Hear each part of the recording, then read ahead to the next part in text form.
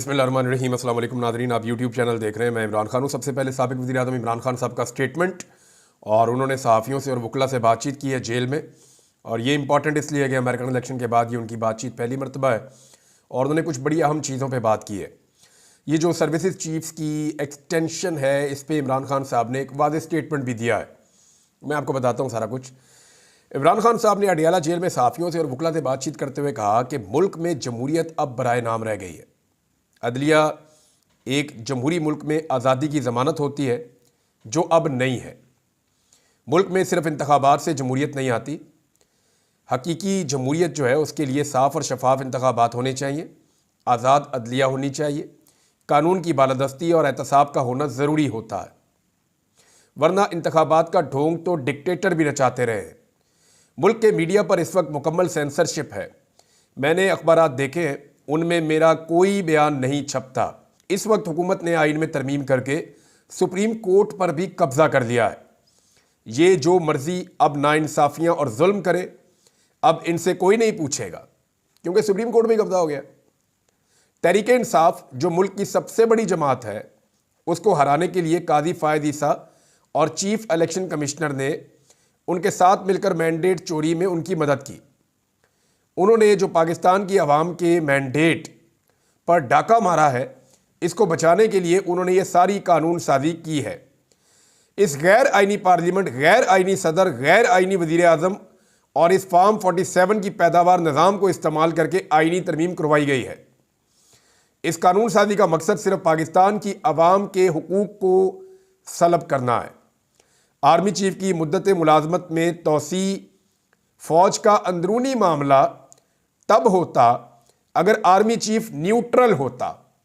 मौजूदा army chief इस नाजायज़ हुकूमत को तहफ़्फ़ुज़ फराहम कर रहा है। हुकूमत ने मैंडेट पर मारे गए डाके को तहफ़्फ़ुज़ देने के लिए आर्मी चीफ की मुद्दत मुलाजमत में तोसी की है। इस पर पार्लियामेंट में कानूनी बहस होनी चाहिए थी। ये इंतहाई अहम मामला था और इस पर कोई कानूनी बहस किए बगैर कानून साजी कर दी गई। मैं अपनी सारी पार्टी बिलखसूस क़यादत को ये पैगाम देता हूँ कि एहतजाजी तहरीक की तैयारी करें। एहतजाज की क़यादत तहरीक इंसाफ की जॉइंट लीडरशिप करेगी। जो टिकट होल्डर या ओहदेदार एहतजाज में शिरकत नहीं करेगा, उसकी पार्टी में कोई जगह नहीं है और ना हम उसको अगले इलेक्शन में टिकट देंगे। मेरा अपनी कौम को यह पैगाम है कि अपने हुकूक और आज़ादी के लिए कुर्बानी देनी पड़ती है। आप सबको हकीकी आज़ादी और आज़ाद अदलिया के लिए खड़ा होना पड़ेगा। डंडे के ज़ोर पर यह हुकूमत नहीं चलाई जा सकती। मैं पिछले 16 माह से जेल में नाहक कैद हूँ। अगर हम आज इनके सामने नहीं खड़े होंगे तो पाकिस्तान में जमहूरियत का मुकम्मल तौर पर खात्मा हो जाएगा। मैं समझता हूँ कि ग़ुलामी से मौत बेहतर है। ये मुझे मिलिट्री कोर्ट्स में ले जाना चाहते हैं तो ले जाएं, मैं इसके लिए भी तैयार हूँ, लेकिन इनकी ग़ुलामी कबूल नहीं करूँगा। मेरी 2 बहनों को भी जेल में डाला गया और एक बहन का बेटा 1.5 साल से मिलिट्री जेल में है। मैं खुद हर कुर्बानी देने के लिए तैयार हूँ। मैं डोनाल्ड ट्रंप को 47वां अमरीकी सदारती इंतखाब जीतने पर मुबारकबाद पेश करता हूँ। डोनाल्ड ट्रंप की जीत पाकिस्तान के लिए खुशाइंद है। मुझे उम्मीद है कि सदर ट्रंप कम अज़ कम न्यूट्रल होंगे और जो बाइडन की तरह नहीं होंगे, जिन्होंने बाजुआ की तरफ हुसैन हक्कानी को इस्तेमाल करके जो मेरे खिलाफ लॉबी की गई, इस पर यकीन किया। यानी जनरल बाजुआ ने हुसैन हक्कानी को इस्तेमाल किया और एक लॉबिंग करवाई अमेरिका में, और उस लॉबिंग पे बिलीव किया जो बाइडन ने, और फिर मेरे खिलाफ ये इस्तेमाल हुए। मेरी रिहाई का मामला अमेरिका से नहीं बल्कि पाकिस्तान में ही मुकम्मल होगा। अपनी 2 गलतियां मैं तस्लीम करता हूं। नंबर 1, जनरल बाजुआ की मुद्दत मुलाजमत में तोसी देना मेरी सबसे बड़ी गलती थी और कमज़ोर इत्तेहादी हुकूमत लेने के बजाय मुझे दोबारा इंतखाबात करवाने चाहिए थे। मैं मुल्क से किसी सूरत नहीं भागूंगा। मेरा नाम मुस्तकिल तौर पर ECL पर डाल दें, मैंने बाहर नहीं जाना। अच्छा, ये मैं पहले कई दफ़ा बता चुका हूँ कि सेंट्रल पंजाब में पाकिस्तान तहरीक इंसाफ की को 20 के करीब सीटें खा गए थे। एस्टेब्लिशमेंट को ये पता चल गया था कि इमरान खान मकबूल है 2018 में, तो जानबूझ के इमरान खान को कमज़ोर सीटें और कंप्रोमाइज्ड बंदे कराची से दिलवाए गए कि जब वक़्त पड़े तो उन बंदों को तोड़ लिया जाए या कमज़ोर कर लिया जाए। और सेंट्रल पंजाब में जहाँ इमरान खान साहब के तगड़े बंदे थे, वहाँ से इमरान खान साहब को जानबूझकर शिकस्त देके नून लीग को फ़ायदा दिया गया। ये सारा खेल खेला गया था उस दौर में, और पीएमएलएन के नंबर जो है उनको बढ़ाया गया था ताकि कल को अगर ज़रूरत पड़े तो शहबाज शरीफ को या ट्राई किया जा सके पीएमएलएन को वजारत उज़्मा के लिए। तो ये पूरा खेल उस दौर में भी खेला गया था। मैं कई दफ़ा ये बात बता चुका हूँ, लेकिन और मैं कहता रहा हूँ ये कि माजी में इमरान खान साहब ने वो हुकूमत लेके गलत किया था। उन्हें शोर मचाना चाहिए था कि पंजाब से मेरी इतनी सारी सीटें छीन के मुझे चंद सीटें जो है 5-7 सीटें वहाँ पे इजाफी दे दी कराची के अंदर, और यहाँ मेरी 20 के करीब छीन ली। इमरान खान साहब की अपनी सिंपल मेजॉरिटी बनती थी, लेकिन उन्हें बांध कर हुकूमत दी गई, और बांध कर हुकूमत इसलिए दी गई इमरान खान साहब को ताकि उन्हें कंट्रोल किया जा सके। इमरान खान ने कहा कि मुझे दोबारा इंतखाबात करवाने चाहिए थे, मैं मुल्क से किसी सूरत नहीं भागूंगा, मेरा नाम मुस्तकिल तौर पे ECL पर डाल दें, मैंने बाहर नहीं जाना। पहले नवाज शरीफ बाहर भाग गया, अब उसकी बेटी भी बाहर चली गई। बैरून मुल्क इलाज इंतहाई महंगा है और उनका सारा टब्बर बाहर बैठा हुआ है, इनकी जायदादें और इनके पैसे मुल्क से बाहर हैं। अगर मैंने नवाज शरीफ और जरदारी की तरह चोरी की होती तो डील करके मुल्क से भाग गया होता। ये इमरान खान साहब का स्टेटमेंट है। मैं आपको नाज़रीन एक फ़ोटो दिखाता हूँ, ये मुझे एक दोस्त ने भेजी है, और ये मैं उन्हीं के मरहूने मिन्नत हूँ आपको ये दिखाने में, लेकिन मैं आपको ये दिखा दूँ कि मैंने उनसे ये पूछा था, ये यहाँ रिपोर्टिंग करते हैं लाहौर में, तो मैंने उनसे पूछा था वो कौन सा तैयारा है जिसमें बैठकर मरियम नवाज़ जो है वो तशरीफ़ ले गई हैं जिनेवा, क्योंकि ये पता चल रहा था कि वो प्राइवेट प्लेन के अंदर गई हैं, यानी वो खुसूसी तैयारे पे गई हैं, उनके साथ बाकी पैसेंजर्स मौजूद नहीं थे। तो जिनेवा मरियम नवाज़ गई हैं जी, वहाँ उनके वालिद भी पहुँचे हैं। ये स्विट्ज़रलैंड है जी। स्विट्ज़रलैंड में कौन सा इलाज होता है? स्विट्ज़रलैंड में तो इलाज नहीं होता, ये तो घूमने फिरने की जगह है या पैसा छुपाने की जगह है। पैसा छुपाने की जगह है ना, सारी दुनिया जानती है कि स्विट्ज़रलैंड जो है वो पैसा छुपाने की जगह है। इंडियंस, पाकिस्तानी, दुनिया के बहुत सारे और मुल्क हैं जहाँ पे लोग करप्शन करते हैं तो अपना पैसा स्विस बैंकों में जाकर छुपाते हैं। याद है जरदारी ख़ानदान का वाक़या, और बहुत सारे ख़ानदान हैं जिनका पैसा स्विस बैंकों में पड़ा हुआ है। एक दौर में डार साहब ने शोर मचाया था कि स्विस बैंकों से पैसा वापस आ जाए तो पाकिस्तान का पता नहीं क्या हो जाएगा। तो स्विस बैंकों में पैसा छुपाया जाता है, स्विट्ज़रलैंड जब जाते हैं तो पैसा छुपाते हैं। और देखिए अगर 2 नस्लें जा रही हैं ना, तो इसका मतलब यह है कि पहली नस्ल अपना पैसा दूसरी नस्ल को ट्रांसफ़र कर रही है या उसके इख्तियारात ट्रांसफ़र कर रही है। ये मैं आपको सिर्फ शुबा बता रहा हूँ जो सवालात लोगों की तरफ से उठाए जा रहे हैं। इलाज तो लंदन में होता है बेहतरीन, और कई और मुल्क हैं जहाँ इलाज होता है, रहना इन्होंने वहाँ होता है। ये इलाज के चक्कर में स्विट्ज़रलैंड जाना, ये कहानी कोई समझ नहीं आ रही। स्विट्ज़रलैंड तो इलाज के लिए मशहूर नहीं है। स्विट्ज़रलैंड जो है वो इल्लीगल मनी के लिए और गैर कानूनी अकाउंट्स के लिए मशहूर है, पैसा छुपाने के लिए मशहूर है। और जब लोग बूढ़े हो जाते हैं, उन्हें लगता है कि अब वो इस दुनिया से चले जाएंगे, तो वो अपने बच्चों को बुलाकर उनको वो कोड्स देते हैं और उनकी वहाँ रजिस्ट्रेशन करवाते हैं खुफिया तरीके से कि जी अब ये पैसा जो है इसके मालिक हमारे ये बच्चे, तो अब ये इनको दिया जाएगा फ्यूचर में। तो ये जनाब स्विट्ज़रलैंड के जाने के ऊपर सवालात उठ रहे हैं। बहरहाल ये जो प्राइवेट जेट है ये गया है, और ये तस्वीर जो मुझे भेजी गई है स्क्रीनशॉट, ये बता रहा है जी कि ये PFF-3 पाकिस्तान एयरफोर्स, और जनाब ये एक प्राइवेट जेट है, ये गया है लाहौर से जिनेवा, और इसका ये बताया कि जनाब ये इतना ऊंचा उड़ेगा तो ये करेगा, तो ये सारा कुछ इसके बारे में जो टेक्निकल है वो सारी इन्फॉर्मेशन है वो भी लिखी हुई है। REG-J756, वो ये इसका मैप भी साथ लगा हुआ है, ये आपको दिखा देते हैं हम स्क्रीन पे। बहरहाल ये मरियम नवाज साहबा पहुंच गई वहाँ पे। अब ख्वाजा आसिफ साहब ने एक दावा किया, पहले ज़रा वो दावा आप सुन लें। ये बड़ी इंटरेस्टिंग सिचुएशन होती जा रही है। अमेरिका ने तो अभी कुछ कहा भी नहीं, इन्होंने सबने पहले ही रोना पिटना डाल दिया है। ख्वाजा आसिफ का कहना है कि बाद अफराद का कहना है कि अमेरिका से कॉल आने की देर है, इमरान खान को कॉल करने वालों के हवाले कर दिया जाएगा। क्यों जी? इमरान खान ने तो अभी कहा अपने स्टेटमेंट में कि मुझे कहीं नहीं जाना, मैंने इस मुल्क में ही रहना है। अमेरिका के हवाले इमरान खान को क्या वो आफिया सिद्दीकी है जो आपने अमेरिका के हवाले कर देना है? आपने आफिया सिद्दीकी को अमेरिका के हवाले किया, आपने एमल कांसी को अमेरिका के हवाले किया, आपने और बहुत सारे पाकिस्तानी है बेशुमार, उन्हें पाकिस्तान के इदारों ने और पाकिस्तान की हुकूमतों ने उठाकर अमेरिका के हवाले किया। हालांकि अमेरिकी ड्रोन हमलों के ऊपर भी आप खामोश रहते थे। कुछ ड्रोन हमले तो ऐसे थे जो आपने अपने खाते में भी डाल लिए। तो ये जुल्म तो आपने किया है ना। तो इमरान खान क्या अमेरिका को मतलूब है जो आप अमेरिका के हवाले कर देंगे? भाई इमरान खान पाकिस्तान का साबिक वज़ीर आज़म है और वो किसी किस्म की डील नहीं कर रहा। वो पाकिस्तान से बाहर कहीं जाना ही नहीं चाहता। वो ये कहता है मैं यहाँ इसी मुल्क के अंदर रहूँगा और यहीं पे मैं इंसाफ हासिल करूंगा और अवाम के लिए जद्दोजहद करूंगा। अब ख्वाजा आसिफ साहब और ये सारे लोग अपनी ख्वाहिशात को खबर का लिबादा उड़ा रहे हैं।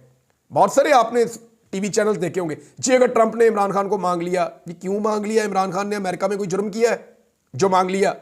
भाई इमरान खान पाकिस्तान का साबिक वज़ीर आज़म है, उसको गैर कानूनी तौर पे कैद रखा गया है। हाँ, अगर कोई मुल्क ये कहता है कि पाकिस्तान में इंसानी हकूक़ की खिलाफ वर्जियाँ हो रही हैं, जमहूरियत नहीं है पाकिस्तान के अंदर, आज़ादी इजहार राय नहीं है, रूल ऑफ लॉ नहीं है, तो ठीक है, आवाज़ उठा सकते हैं।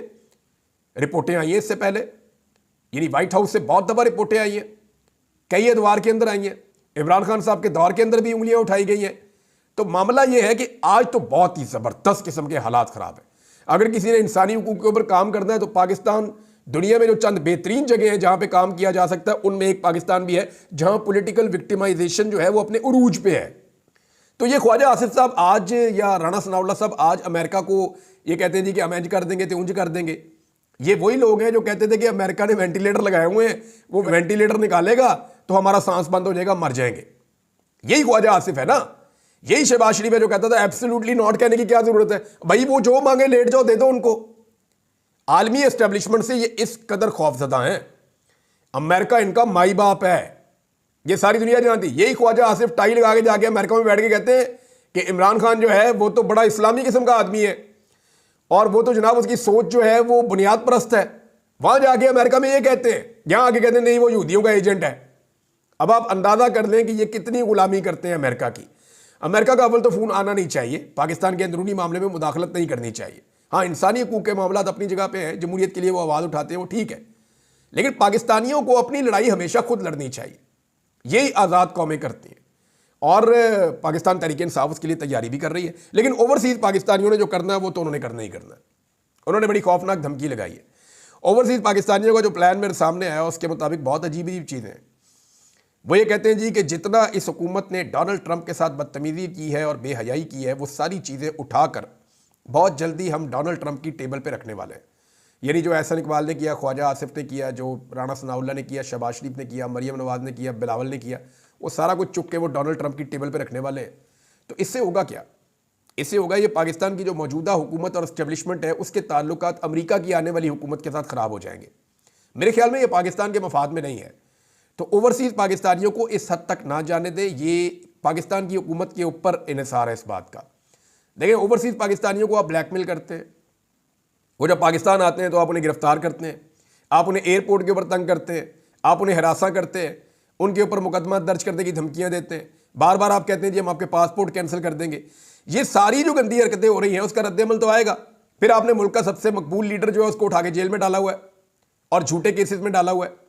पाकिस्तान के अंदर मैंडेट चोरी करके एक जाली हुकूमत बनाई गई है, एक ऐसी हुकूमत जो खुद जानती है कि उनकी हुकूमत नहीं है। ख्वाजा आसिफ ने कल ही कहा ना कि पाकिस्तान में एस्टेब्लिशमेंट की हुकूमत है और अमेरिका में भी एस्टेब्लिशमेंट की हुकूमत है। यही कहा ना ख्वाजा आसिफ ने, और क्लियर कर दिया पाकिस्तान के हवाले से ख्वाजा आसिफ ने। अब मामला यह है कि ओवरसीज़ पाकिस्तानियों ने, क्योंकि ट्रंप के पहले ही ताल्लुकात इन लोगों के साथ ठीक नहीं है। मैं आपको एक एग्जांपल देता हूं।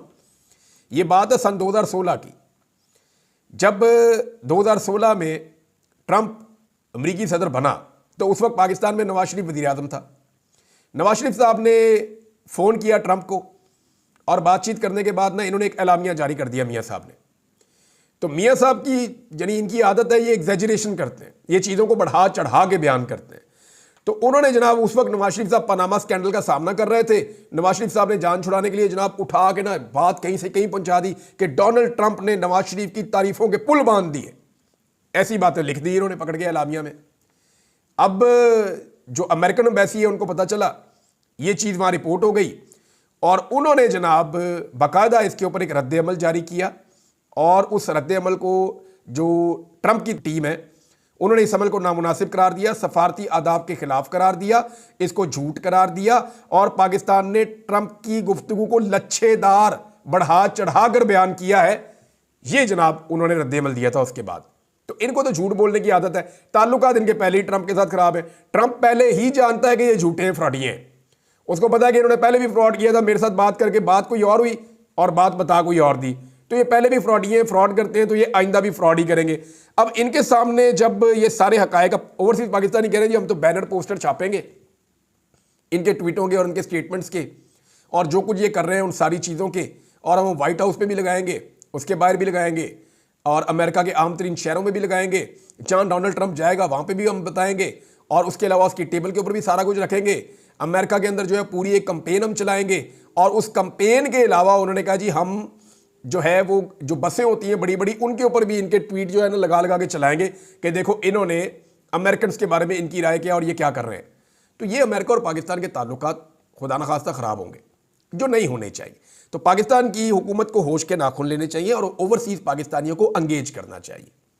पाकिस्तानी हुकूमत को ओवरसीज पाकिस्तानियों को अंगेज करके उनके साथ बातचीत करनी चाहिए कि जनाब कोई रास्ता निकालें, ठीक है हम इंसाफ देते हैं, हम नाइंसाफियां बंद करते हैं, आप हमारे ऊपर इस किस्म का कंपेन लॉन्च ना करें जिससे हमारे ताल्लुकात खराब हो जाए। बहरहाल अब देखते हैं कि होता क्या है। एक और नादरीन खबर है, वो ये है कि पाकिस्तान तहरीक इंसाफ फाइनल तैयारियां कर रही है।